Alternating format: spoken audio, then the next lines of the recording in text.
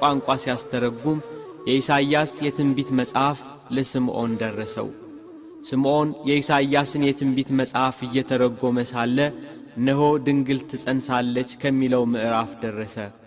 እንዴት ድንግል በድንግልና ትወልዳለች ብዬ ተረጉመዋለሁ?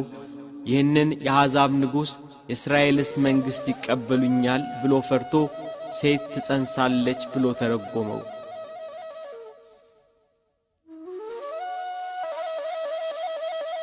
እንቅልፍ መጥቶበት ተኛ።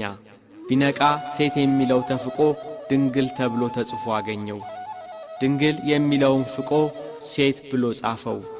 ዳግም እንቅልፍ መጥቶበት ተኛ። ቢነቃ ሴት ብሎ የጻፈው ተፍቆ ድንግል ተብሎ ተጽፎ አገኘው።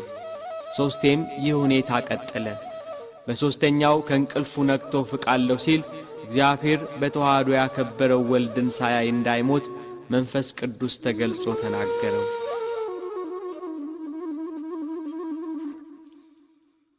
የእግዚአብሔር የማዳን ቀን የአባቶቹ የነቢያት ተስፋን እየተጠባበቀ ስምዖን 500 ዓመት ኖረ።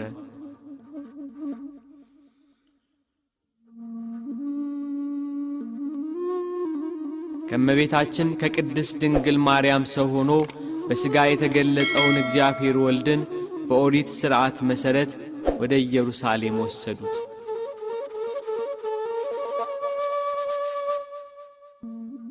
በኢየሩሳሌም የጌታን ቀን የሚጠብቀው አረጋዊው ስምዖን ካልጋ ተጣብቆ ይኖር ነበር። መንፈስ ቅዱስ አጽንቶና አነሳስቶ ወደ ምኵራብ ወሰደው።